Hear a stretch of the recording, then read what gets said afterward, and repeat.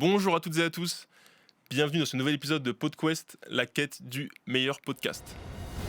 PodQuest, la quête du meilleur podcast, une aventure auditive présentée par Radio Arc-en-Ciel. Et oui, on vous embarque dans une aventure intrépide et sinueuse pour percer les mystères du podcast.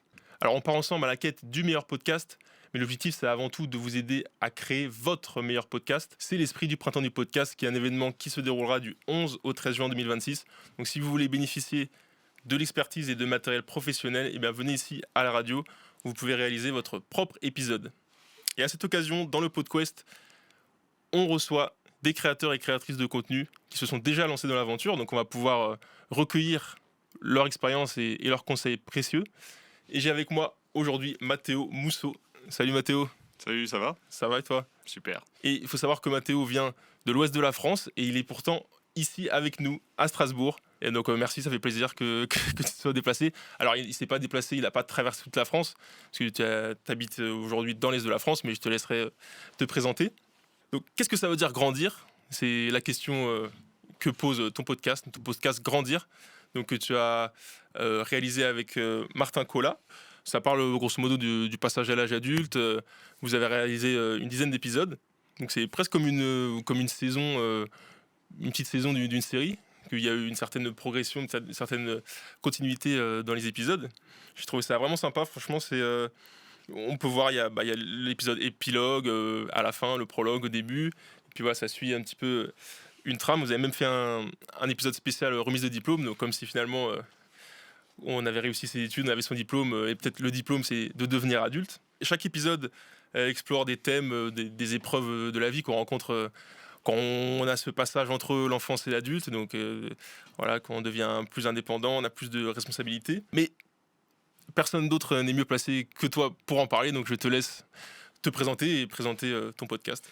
Je m'appelle Mathéo Mousseau, j'ai 23 ans. Et il y a 3 ans de ça, j'ai réalisé Grandir avec Martin Colas et produit par Radio Campus Angers.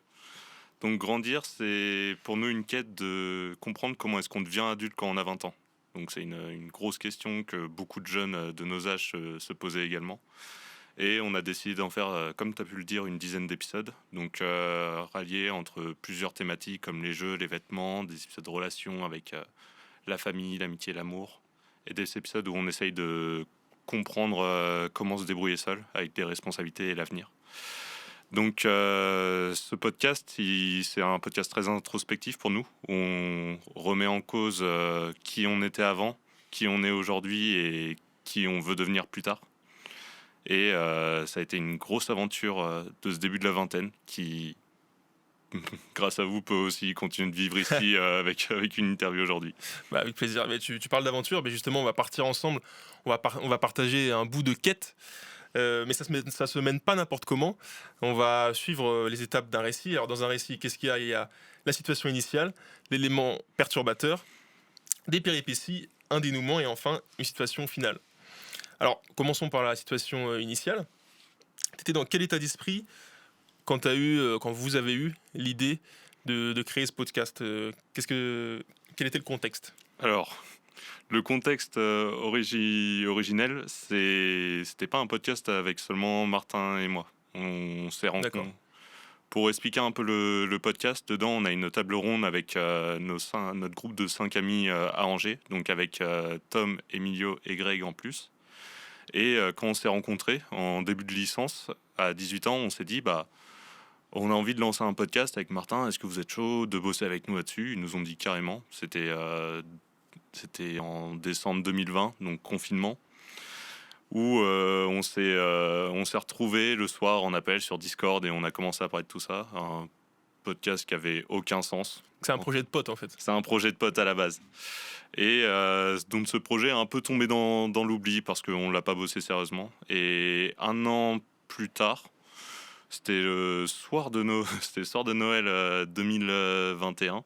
On se retrouve avec Martin en appel et je sais pas, j'avais une galère à l'appart, un problème de chauffage, je crois. Et je lui fais, mais pourquoi c'était plus simple quand on était gosse ?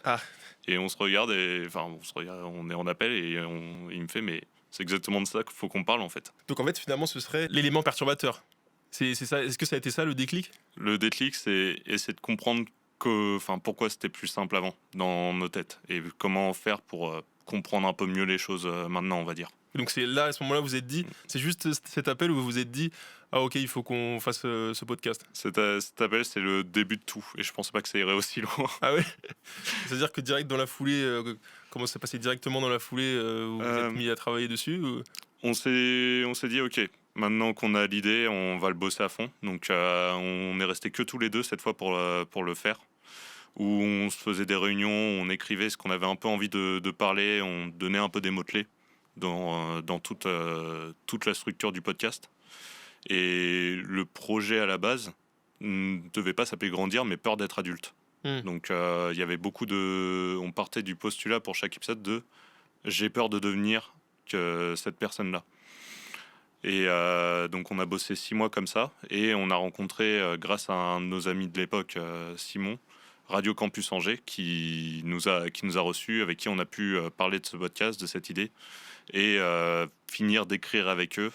Donc on a signé pour la saison 2022-2023 qui commençait en septembre. Ah, une signature. Signature, c'est un grand mot, mais on s'est dit ok, vous nous produisez derrière, on peut enregistrer dans vos studios et vous nous apportez une expertise que nous on n'a pas sur comment est-ce qu'on diffuse un podcast, à quelle plage horaire c'est mieux de le diffuser en radio pour vous.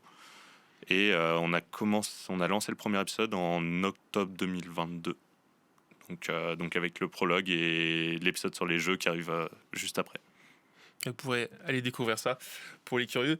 Et donc une fois que vous vous êtes lancé, est-ce que vous avez opté pour choisir un personnage, incarner un personnage en tant qu'animateur de podcast, ou vous êtes 100% naturel ?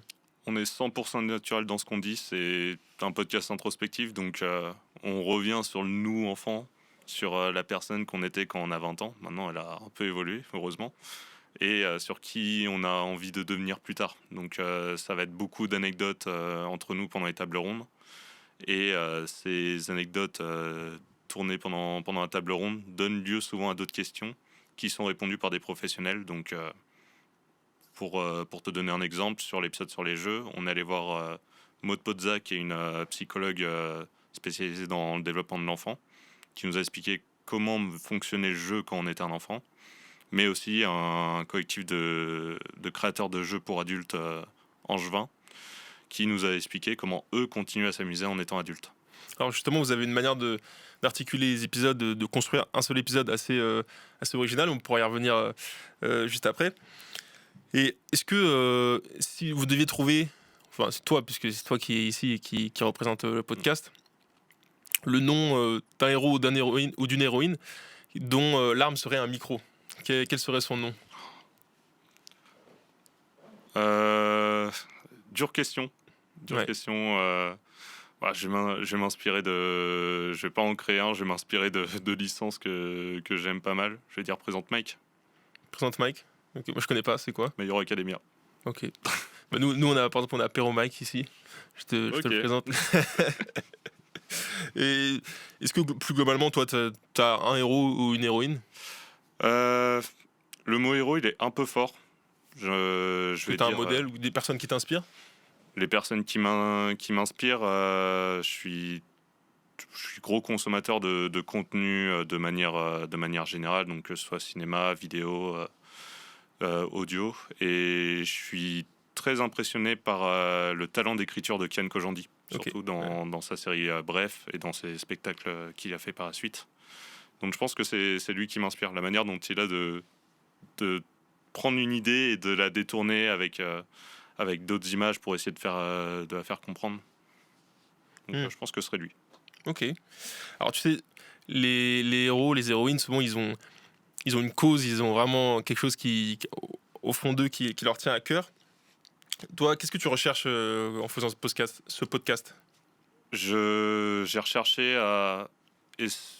Il y a un intérêt personnel et aussi externe. Je pense que l'intérêt externe, c'est d'essayer de faire comprendre à des jeunes de notre âge que vous n'êtes pas seul à passer par certaines étapes, par certains moments difficiles.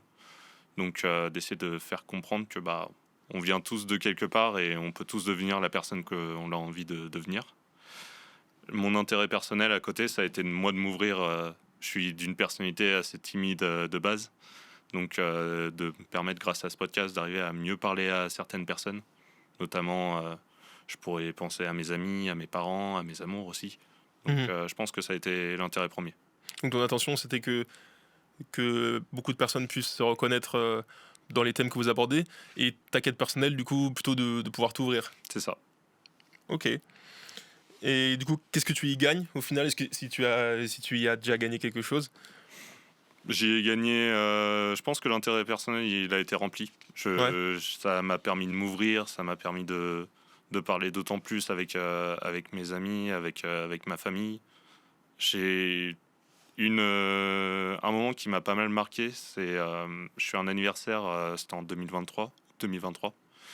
Et je suis avec un de mes potes, qui s'appelle Lucas, qui parle pas beaucoup, qui est un mec assez timide, mais que je connais depuis l'enfance. Et qui commence à me parler de ce podcast et me dire: ah, ça m'a vachement fait réfléchir sur moi, sur ma relation. Donc, tu as pu voir que ça a vraiment eu un effet sur ouais. certaines personnes. Et le fait que ce pote en particulier, que je connais depuis toujours et dont je connais la personnalité aussi, vienne s'ouvrir, ça m'a vraiment touché. Ouais, c'est touchant. Ouais. C'est ce que j'allais dire. Du coup, ça t'encourage à continuer, Bien sûr. à reprendre. L'objectif est de Le reprendre. podcast est en pause, je sais pas si on l'a dit.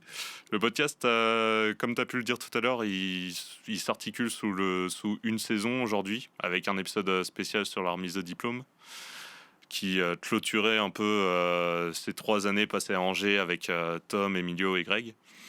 Mais le projet serait de le relancer plus tard, ouais. Ce serait après grandir, pourquoi pas faire vieillir.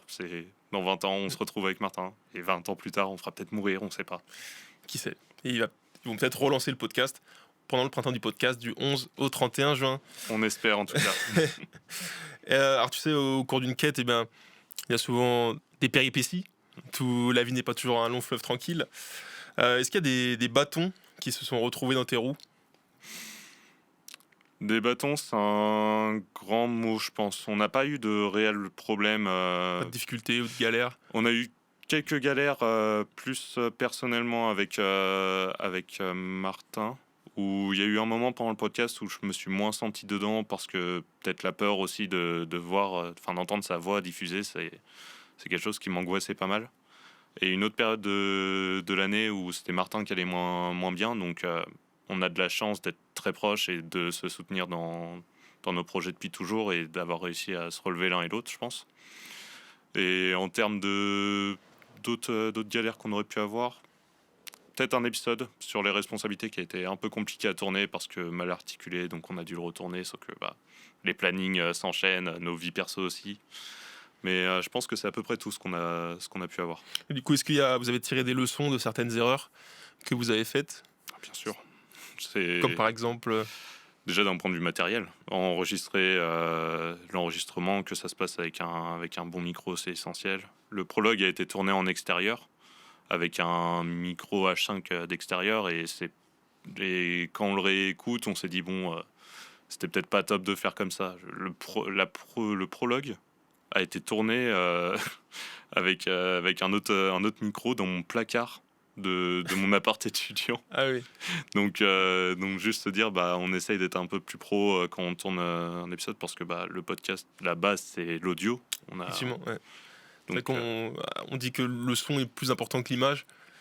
Enfin, que le message, en tout cas, si le son est propre, le message peut passer. Si le son est propre, les gens écouteront plus facilement le podcast. Ça, c'est évident. Est-ce que vous vous êtes retrouvé face à des antagonistes, des personnes qui étaient malveillantes, qui ont essayé de saboter le projet, ou juste qui étaient au moins pas du tout encourageantes? Grandir, c'est que de la bienveillance, cette histoire. On a eu personne... Il y a eu un moment parce que du coup on était en licence au même moment, donc Grandir nous a servi pour un nombre de projets de cours incalculable. Et on a dû le poster sur des réseaux, et juste un mec qui avait commenté un peu façon haters. Mais... hater. Ouais, nous ça nous fait rire derrière. On n'est pas là pour lui casser sur le dos ou quoi. Donc je pense que c'est ça le truc. Mais non, toujours. Mais tu soulignes aussi la bienveillance des gens qui nous ont accompagnés. Donc toute l'équipe de Radio Campus Angers, nos 3 potes qui nous ont accompagnés à tourner, même nos amis de l'époque qui écoutaient nos podcasts, nous faisaient des retours vraiment constructifs. Donc, ça prend le dessus sur les commentaires négatifs. Ça prend le dessus surtout, vraiment. toute façon, un hater, c'est le début du succès. Exact, c'est ce qu'on s'est dit. Si personne te connaît, tu peux pas avoir de détracteurs. Ah, c'est ça. Donc en général, quand on parle de toi, même si c'est en mal, c'est plutôt bon signe. Et tu me parlais d'un enregistrement assez compliqué. Est-ce qu'il y a eu le scénario catastrophe il y a eu un scénario catastrophe qui s'est passé? Non, jamais de vrai scénario catastrophe. Pas de micro coupé en plein milieu d'un épisode. Non, jusqu'à là, on s'est plutôt bien débrouillé. Est-ce qu'on referait les choses différemment aujourd'hui? Je pense. On serait peut-être un peu plus carré sur certains enregistrements et moins les faire à l'arrache. Mais sinon, non. Rien de... C'est ça la magie aussi, c'est qu'on apprend au fur et à mesure. C'est toute la magie du truc. C'est pour ça que grandir, ça change pas. C'est une aventure de potes avec les galères qui vont avec. Et au final, par exemple, le prologue, vous en êtes quand même fier, même s'il n'est pas de la qualité que vous voudriez aujourd'hui. J'ai réécouté un peu quelques épisodes de Grandir avant de venir ici pour me remettre un peu dans le bain. Ouais. Le prologue est compliqué à réécouter pour ma part. Où je m'entends, je passe d'un ton de voix à un autre et c'est super bizarre, mais ça fait son charme aussi, je pense. En tout cas, on sent quand même beaucoup de sincérité dans les épisodes. On penserait presque qu'il n'y a pas de caméra, que c'est pas enregistré. On a presque l'impression que vous êtes sur écoute et qu'on vous entend parler, quoi. Martin m'a dit un truc très intéressant un jour par rapport à ça. Il m'a dit, en fait, c'est marrant parce que notre table ronde, donc K5, c'est vraiment notre soirée qu'on fait d'habitude en appart. Et les discussions qu'on a en appart et ce qui peut se passer pendant ces soirées.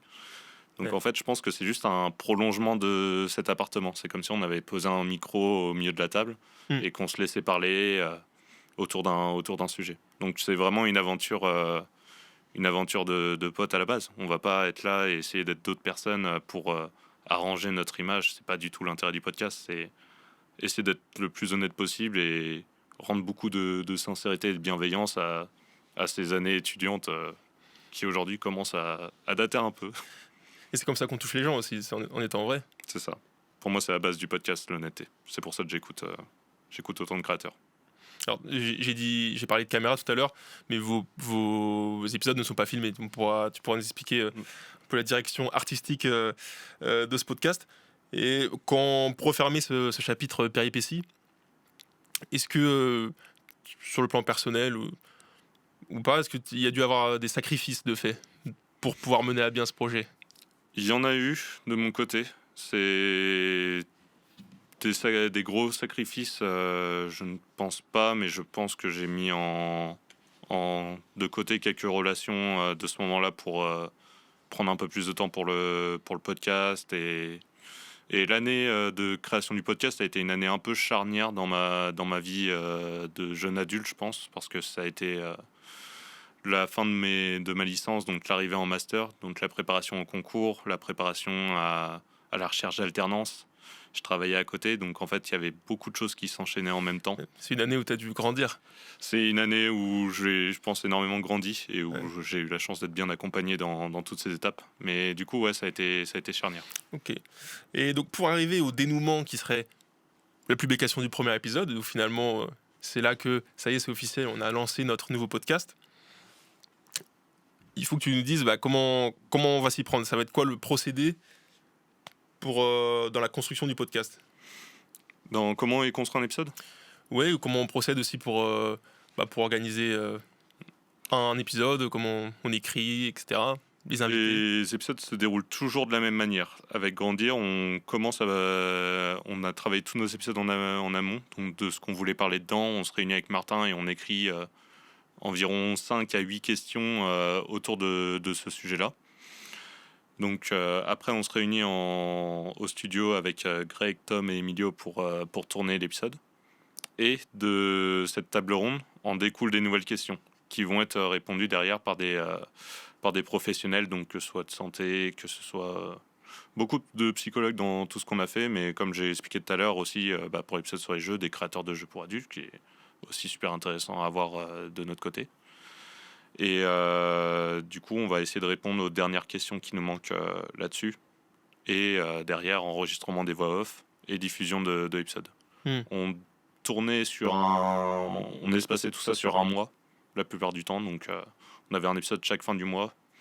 La première période, c'était enregistrement avec les professionnels de santé. Ensuite, ensuite montage et réalisation après de la strat de com, post-insta. Donc, Et finalement, quand on s'y met, on se rend compte qu'on n'a pas tant de temps que ça, finalement. Le temps déjà d'interviewer le spécialiste en question, tourner, le montage, la communication. Enfin, on se rend compte quand même qu'un mois, ça passe vite, finalement. ça va super vite. C'est en plusieurs mois où je suis de personnalité un peu anxieuse en plus, donc et Martin est très détente des fois quand je suis avec lui. Puis on est complémentaire. on est très complémentaires, donc des fois je lui disais bon, sur le montage ça avance comment, puis en plus on a nos vies à côté, donc on essaye au maximum de pas rallier ces sujets-là, de podcast, de tout le taf qu'il y a avec, parce que c'est compliqué de bosser avec des potes dans le dans le perso, ou en soirée on évitait de parler de tout ça pour éviter de mettre mal à l'aise l'autre, tout simplement. Mais ouais, non, ça va très vite un mois, et d'une diffusion à l'autre, en fait, il se passe pas beaucoup de temps. Et l'année est passée à une vitesse déjà, c'était un peu fou. On a parlé de Martin et toi, mais finalement, vous êtes plus que deux, du coup, si je comprends bien. Vous avez des participants récurrents ? On est plus que deux. On a du coup nos 3 amis à Angers, Greg, Tom et Emilio, qui nous ont accompagnés sur tout le podcast, qui se sont livrés à nous. Ensemble, on a notre groupe de potes vraiment de début de vie d'adulte, donc ça va super bien avec la thématique du podcast en plus, où je pense que ce sont aujourd'hui les personnes qui m'ont le plus accompagné dans cette arrivée à l'âge adulte, où tu as ton premier appart, tes études, tu as le loyer à payer, les premiers travails, les premiers amours peut-être un peu plus sérieux, des premières vraies déceptions, des moments difficiles. Donc eux ont été très présents avec nous dans cette création. Et je pense qu'ils ont apprécié aussi beaucoup l'expérience de se mettre derrière un micro et de parler avec nous. Comme j'ai dit, c'est l'ouverture d'un appart au grand public. Mais on a aussi été beaucoup accompagnés par Radio Campus Angers. Une grosse mention spéciale à Hugo Chesinski, qui n'est plus coordinateur de Radio Campus Angers, mais qu'on embrasse s'il écoute ça. Merci Hugo. Je pense que tu peux regarder là. Merci Hugo. Ouais. Et ouais, Hugo nous a beaucoup accompagnés.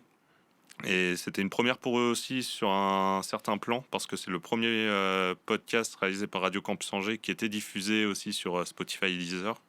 Donc ça a été pour eux aussi un premier pied dans le bain à cet univers-là aussi. Donc, et bien sûr toute l'équipe de Radio Campus Angers qui sont toujours des amours avec nous. Donc on a parlé un peu avec eux là ces derniers temps, toujours à prendre des nouvelles.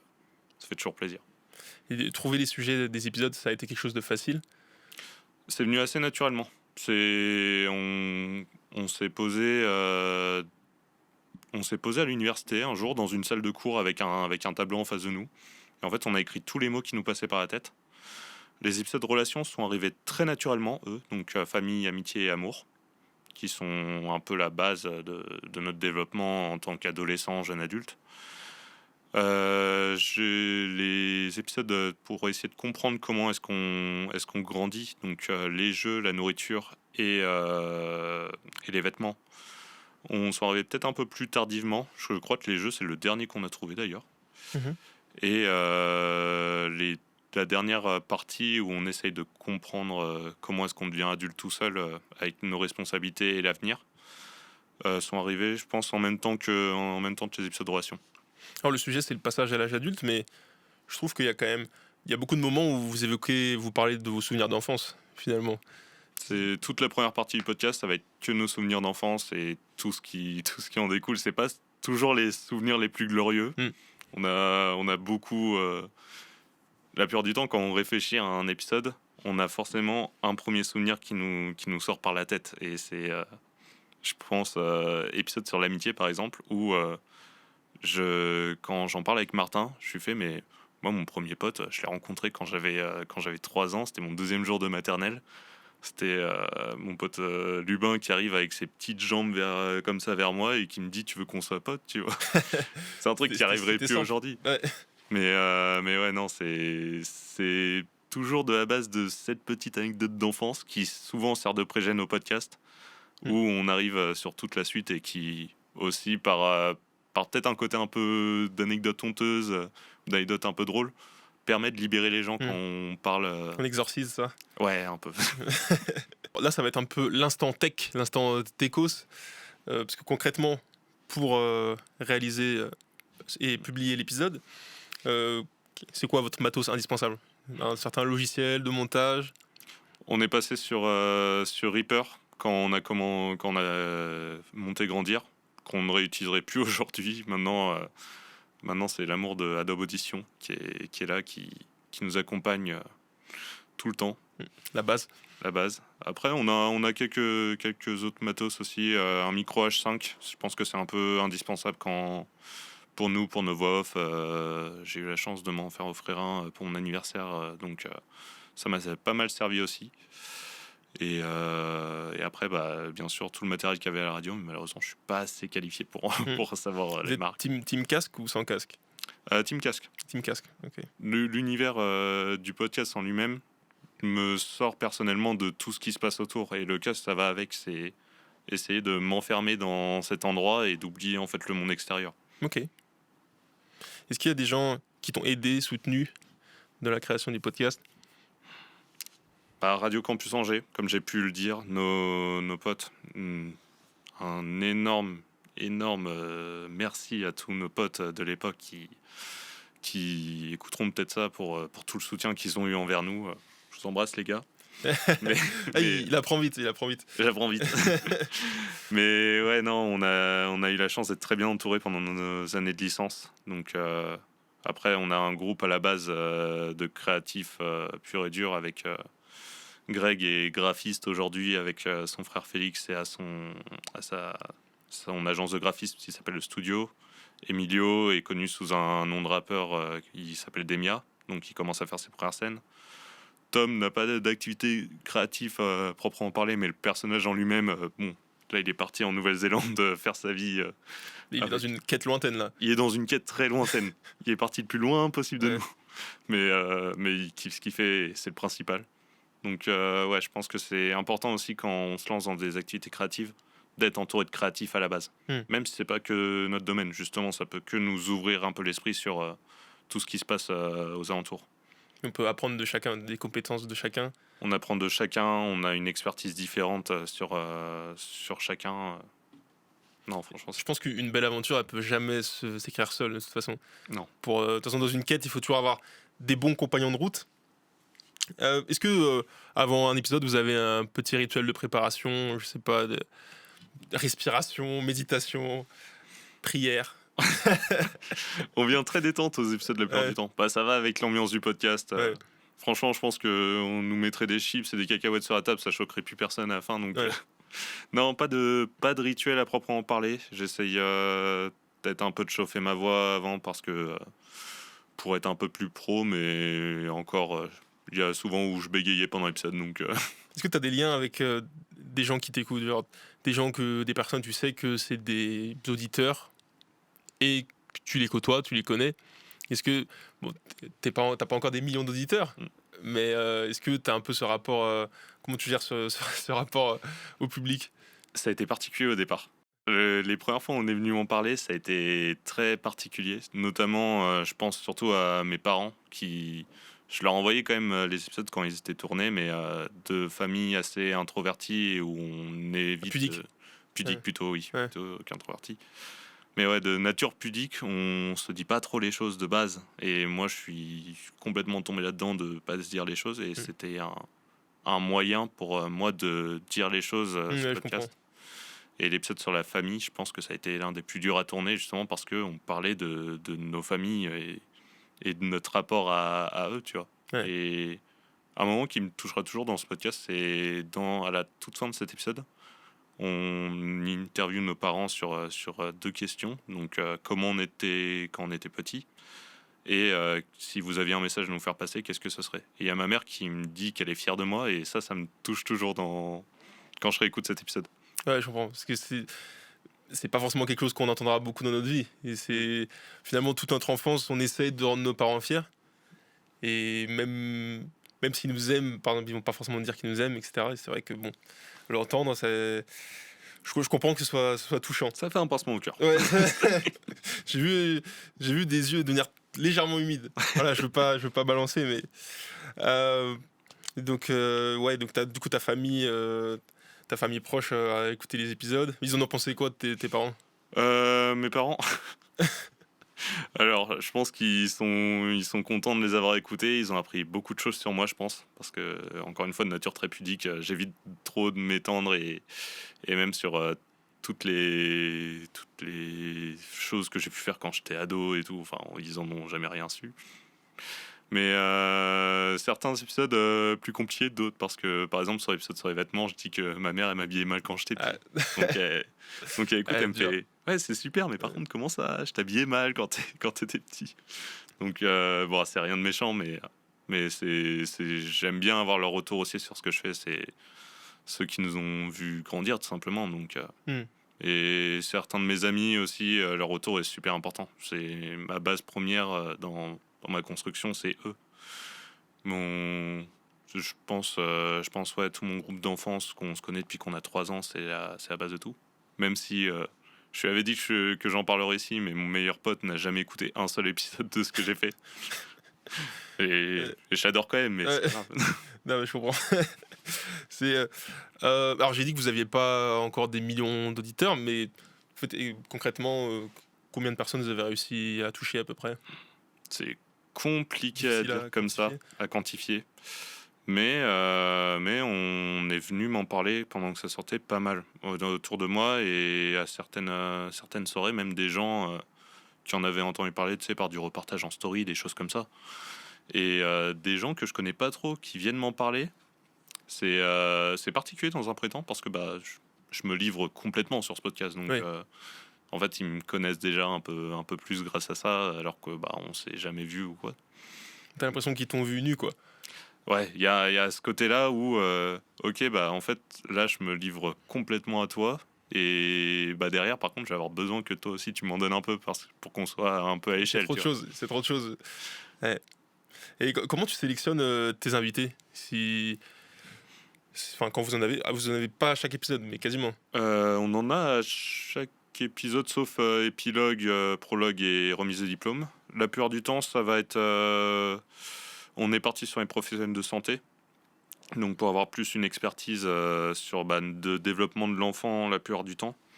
Et sur comment est-ce que on revoit le nous enfant en le nous adulte. Et souvent on est passé par Doctolib, en fait, je me rends compte. Ah, Où sympa ça. on tapait psychologue et toujours en essayant de rester à Angers.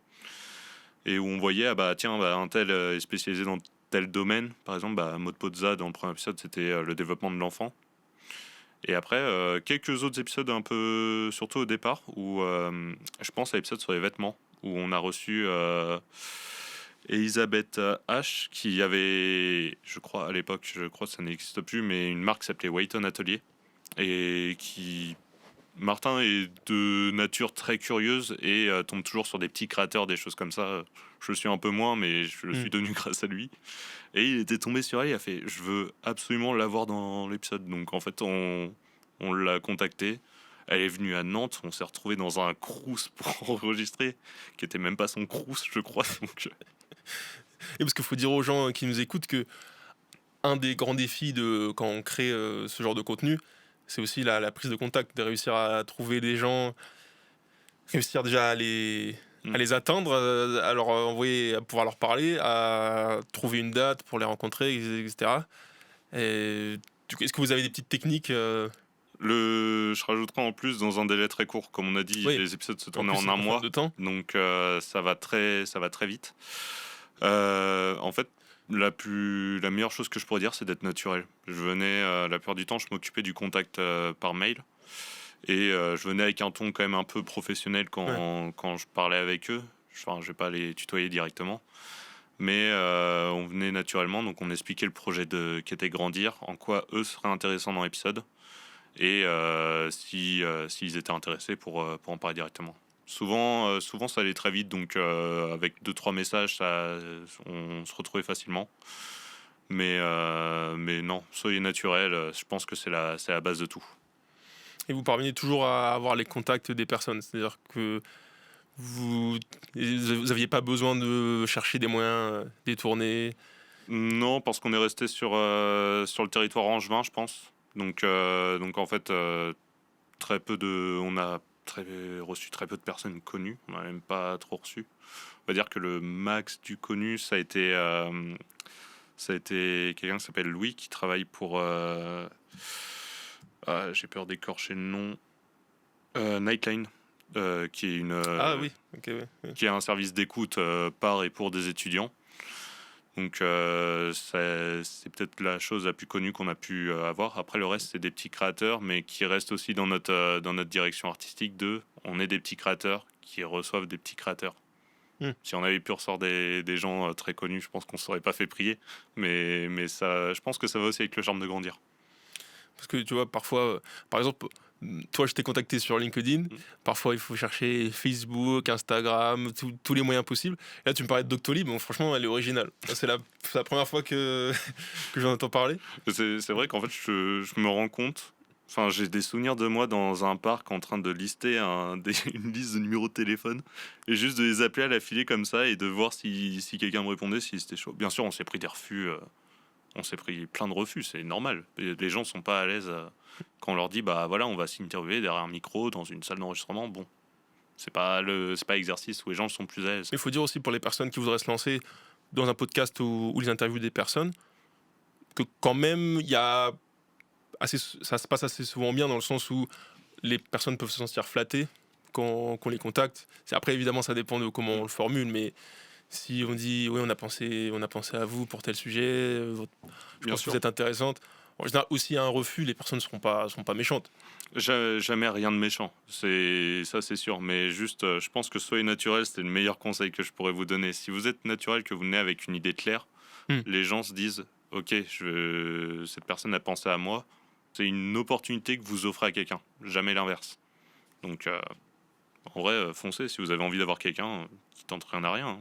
Comment tu définirais le voyage dans lequel vous vous êtes embarqué avec ce podcast? Si c'est métaphorique. Ça a été complètement fou. C'est vraiment... on est passé par toutes les étapes avec Martin. Entre le moment où on n'y croyait pas vraiment au tout départ avec notre première idée jusqu'au moment où ça devient un peu plus concret, où il y a une petite partie de stress qui commence à monter. C'est le premier projet qu'on montait, en fait, tout simplement. On a 21 ans à l'époque, on ne sait pas du tout vers quoi on s'embarque, et on s'est dit, ok, vas-y, on fonce, on réfléchit pas, on le fait ensemble. Mais le fait d'avoir été accompagné par Martin, ça m'a beaucoup aidé personnellement. Le fait d'avoir été accompagné par Radio Campus Angers, ça m'a beaucoup aidé. En fait, c'était une grosse aventure de potes qu'on a réussi à transmettre sur des plateformes, sur les plateformes de diffusion, Spotify, Deezer, rien que la chaîne de Radio Campus Angers. Donc ce voyage, c'était pas un long fleuve tranquille? C'était pas du tout un long fleuve tranquille. On est passé par beaucoup d'émotions, des moments de doute, des moments de peur, des moments où même on s'est pas vraiment engueulé, mais où forcément la barrière entre pro et perso, elle peut vite être atteinte. C'est le risque de faire des projets avec ses potes. Ça montre que vous y teniez aussi. C'est ça. On y tenait tous les deux, et je pense qu'on se pousse aussi l'un et l'autre, mais aussi dans la vie en général, à donner le meilleur de nous-mêmes et à être aussi présents l'un pour l'autre. Et à quel point ça compte ce podcast justement pour vous? Jusqu'où vous auriez pu aller pour que ce projet il arrive à jour? Tu sais, à l'époque, il y avait des gens, ils allaient dans les eaux internationales pour émettre leur radio. Ils faisaient des choses folles. On serait resté sur un bateau avec notre micro, mais toujours détente, je pense. Donc ouais, tu serais prêt à aller loin, quoi. Ouais. Tu aurais été prêt à aller loin. Ouais, clairement. Franchement, à la base, ce projet, je pense qu'il n'avait pas de volonté de devenir très sérieux. C'était juste une discussion entre potes. Et au fur et à mesure, on a vu ce que ça pouvait engendrer. Et l'idée d'une saison 2, c'est d'ailleurs réfléchi à la fin de la saison 1, qui n'a pas continué vu que Martin et moi, on n'était pas dans la même ville par la suite, donc plus compliqué. Mais ce projet, il a pour vocation de continuer à être vécu. Et même le projet Grandir en lui-même, c'est une aventure qui continue aujourd'hui. On la preuve ici. Et rien n'est jamais trop tard. Donc, alors, une quête, ça mérite d'être racontée et entendue. On a Homer qui a fait l'Odyssée. Et donc justement, pour que votre projet soit connu, écoutez, quelle est votre stratégie de com, si vous en avez une? Elle était très mauvaise. Sur ça aussi, on apprend. Bah, en fait, on s'est pas développé sur autre chose que Instagram, LinkedIn et Facebook. Ah non, Twitter, pas Facebook. Mais du coup, en fait, on faisait des posts par 3. Donc, on a eu la chance de se faire accompagner par, j'en ai pas parlé jusqu'à là, par 2 personnes qui nous ont accompagnés dans la direction artistique de Grandir. Donc, Bleu Bellec qui nous a réalisé notre cover avec l'enfant et l'adulte et le miroir dessus. Donc, qui est un visuel qui nous marque particulièrement. Et des chemins de couleurs qui apparaissaient à chaque épisode pour reconstituer le tableau complet. Et c'est vrai que le visuel est très beau. Il est coloré, il est un peu comme nous. C'est beaucoup de choses qui se passaient en tête et on voulait des couleurs très flashy pour retranscrire un peu le côté enfant. Et aussi Elia Caniel, où il y a une petite histoire avec lui. C'est lui qui a réalisé la bande son de Grandir. Ouais. Qui était déjà un album à part entière, enfin un EP à part entière dans un premier temps. Quand on a commencé à réfléchir un peu à la direction artistique, Martin est en train de travailler à la bibliothèque sur un de ses projets de cours et écoute toujours des petits albums un peu inconnus. Et il tombe là-dessus, il réfléchit pas, il me l'envoie dans la foulée, il me fait « c'est ça que je veux pour Grandir ». Et j'écoute et j'ai une sorte de vide dans la tête qui se crée c'est exactement ce que doit être Grandir cet album où il y a beaucoup d'émotions qui sont passées, les musiques d'intro et d'outro sont parlantes et aujourd'hui il me donne encore quelques frissons quand ça a apparu comme une évidence quoi. Ça a apparu comme une évidence et Martin envoie un message à Elia et lui dit « Salut, je viens d'écouter ton album, c'est juste trop bien, on en a besoin pour notre projet, est-ce que t'es chaud de nous accompagner ?» Et il a dit « Faites-en ce que vous voulez, je vous donne carte blanche. » Gratuit. Peu de personnes auraient fait ça et on le remercie pour ça parce que Grandir va aussi avec sa direction artistique, c'est pas que nous, c'est un ensemble de choses, d'étoiles qui sont alignées pour que Grandir soit Grandir aujourd'hui. Mais ouais, non, ça a été incroyable. Est-ce que vous avez une cible en particulier? Est-ce que c'est forcément adressé à l'âge, aux personnes qui ont l'âge, on va dire, du sujet abordé, c'est-à-dire entre l'enfance et l'adulte, ou finalement la cible, ça peut être un peu tout le monde? Je pense que les très jeunes, c'est compliqué, surtout qu'on ne se censure pas trop dans les épisodes. Donc, ouais. Ils sont pas encore confrontés aux enjeux dont vous parlez? Ils sont pas encore trop confrontés, ils peuvent seulement se reconnaître dans la première partie. Je pense que notre cible principale, c'est la vingtaine, trentaine. Est-ce que vous avez aussi quand même l'envie de parler justement à la génération des parents? Justement, tu as pu dire des choses à travers le podcast que tu n'as pas pu leur dire en face? Les parents de cette génération, donc de ceux qui aujourd'hui ont la vingtaine, peuvent, je pense, essayer de comprendre aussi leurs enfants et même maintenant des nouveaux collègues avec qui ils pourraient travailler, vu que ceux qui ont la vingtaine arrivent dans le monde du travail.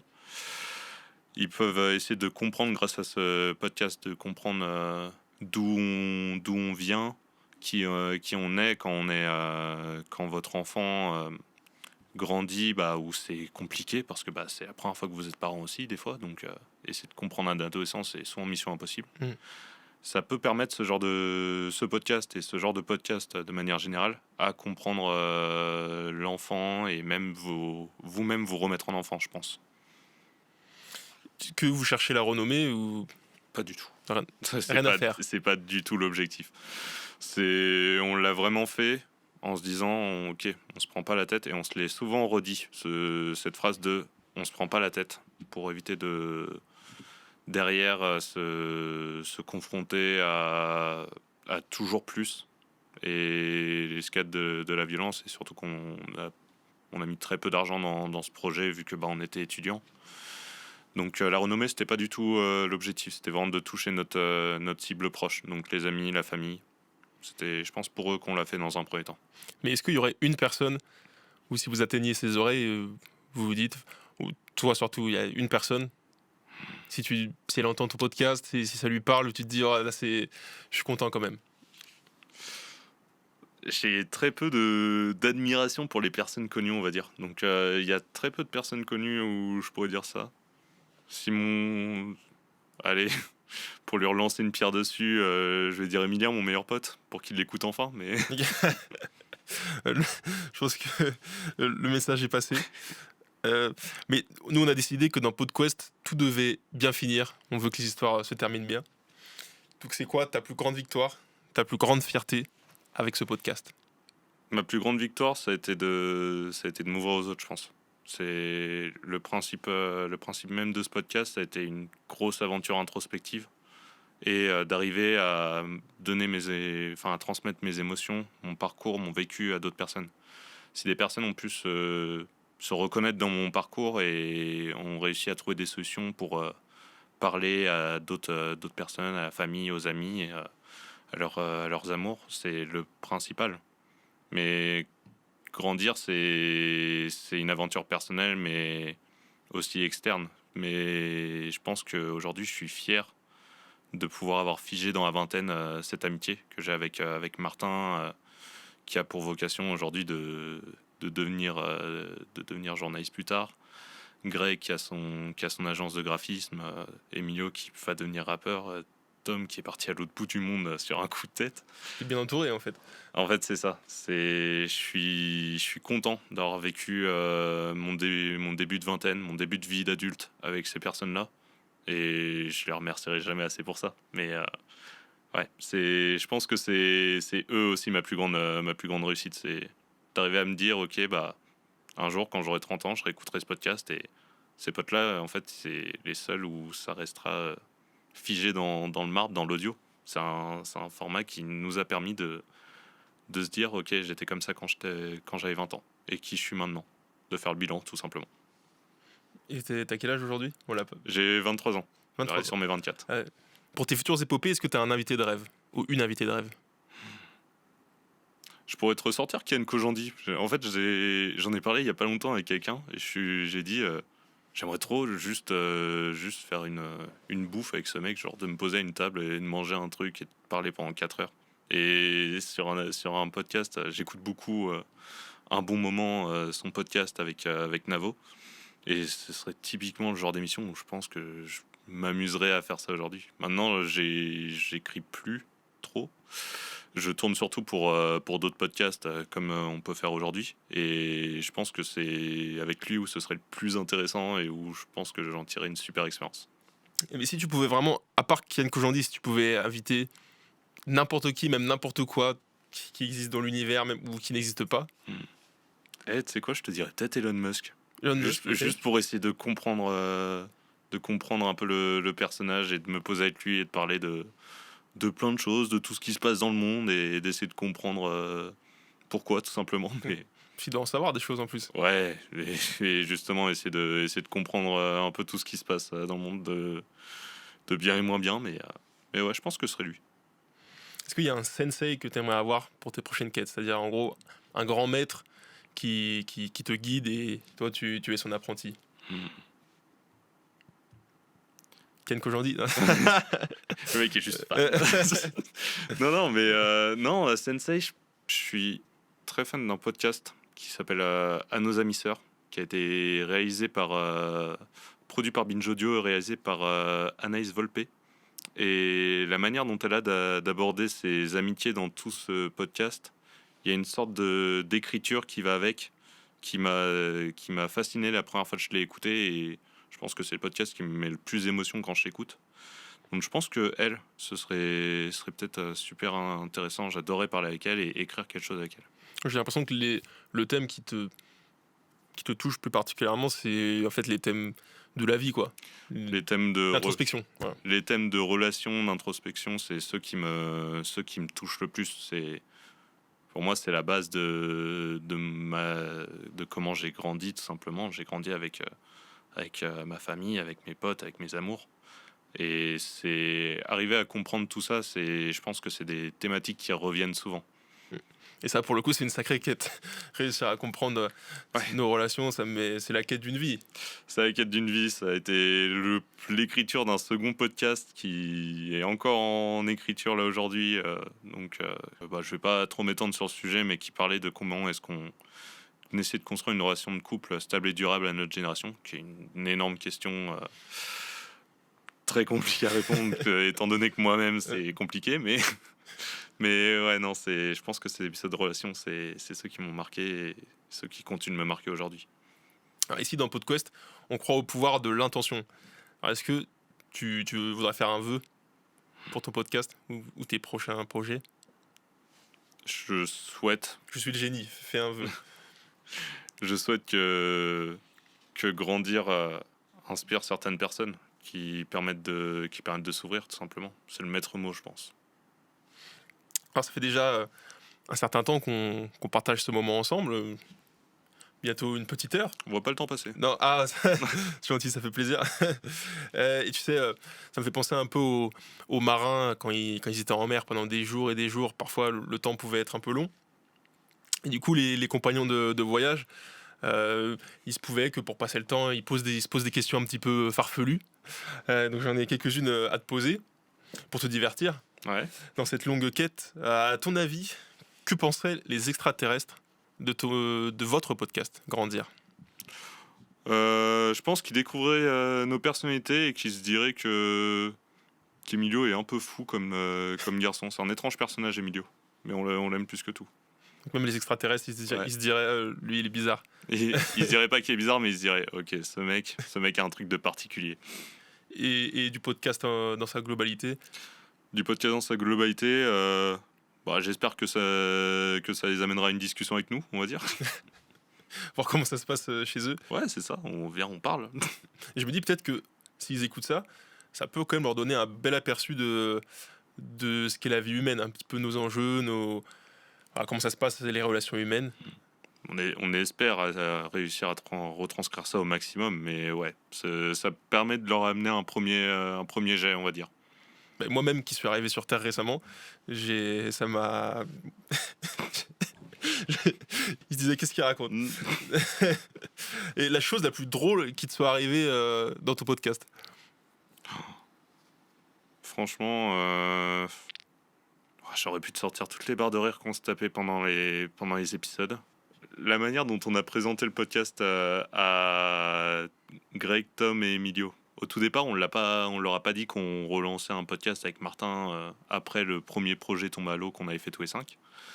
Et un soir, ils viennent à ma coloc que j'avais avec Greg pour un apéro, un truc comme ça. Et avec Martin, on se pose devant la télé. Et on avait fait un PowerPoint pour leur expliquer qu'on lançait un podcast et qu'on avait besoin d'eux dedans. Et je sais pas pourquoi, mais ce moment, il est en même temps... Aujourd'hui, un peu touchant et en même temps rempli de gêne où j'étais là, j'arrivais pas à parler alors que c'est mes potes, ça devrait être normal de parler. Mais je pense... Donc pour annoncer quelque chose à tes potes, t'étais en panique finalement. Ouais, mais en fait, je pense que c'est le stress aussi d'avoir un projet et que ça devienne concret. Donc t'as fait carrément un PowerPoint pour annoncer... Je sais pas pourquoi on a fait ça. Aujourd'hui, on annonce...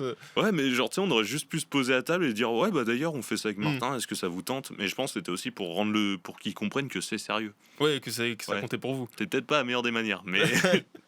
Ouais, mais ça fait... Voilà, c'est une arrivée en grande pompe. C'est ça.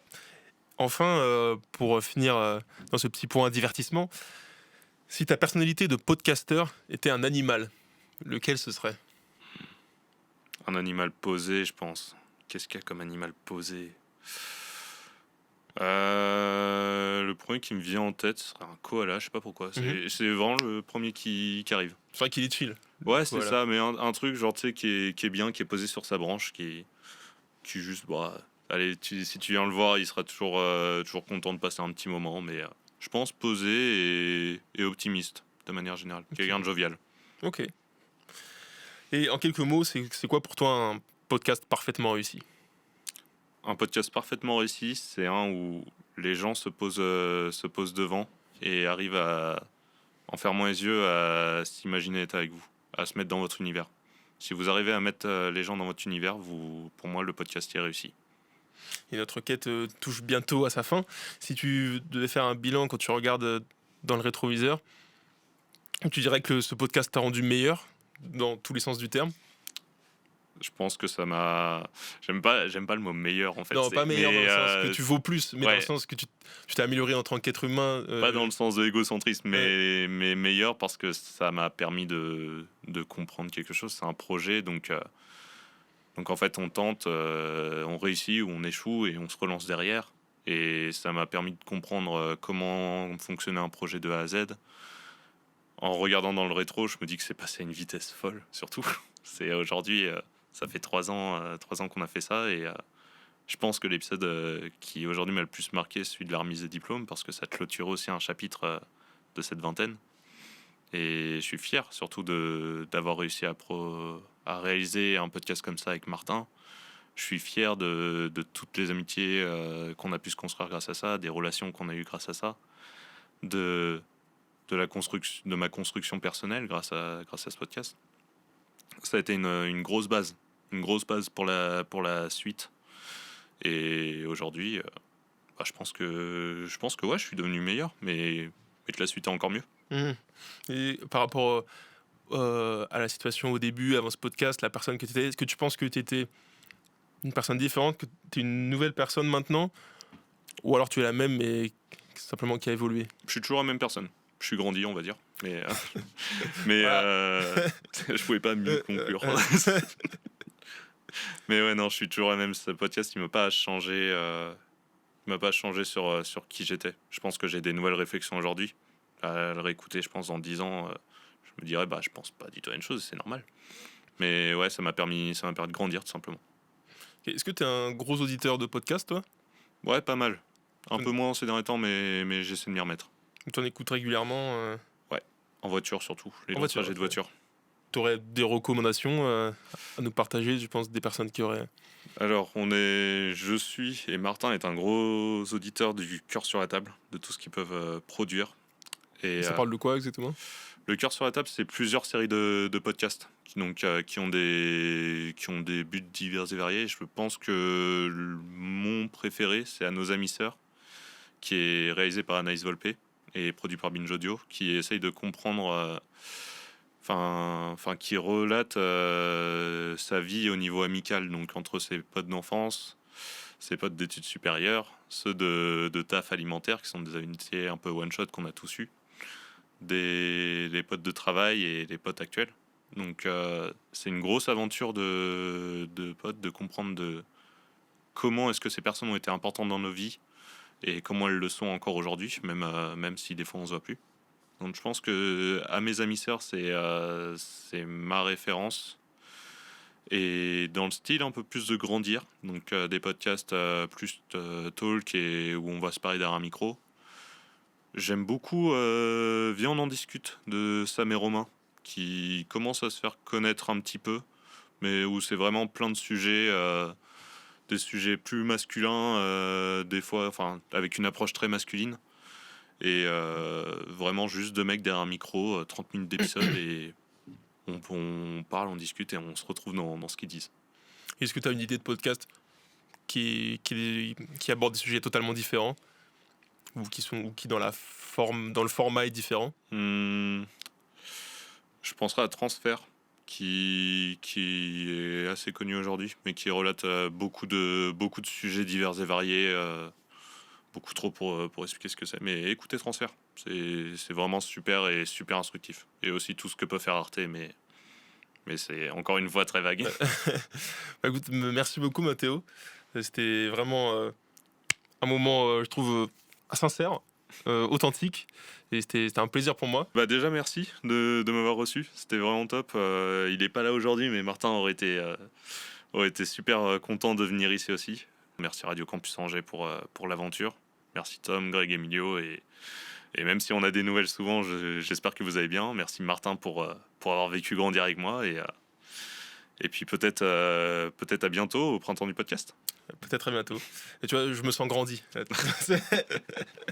Et merci à vous de nous avoir écoutés. C'était Hugues au micro, en la superbe compagnie de Mathéo Mousseau pour le podcast Grandir. À la prochaine pour un nouvel épisode. Vous avez écouté PodQuest, la quête du meilleur podcast, une aventure auditive présentée par Radio Arc-en-Ciel.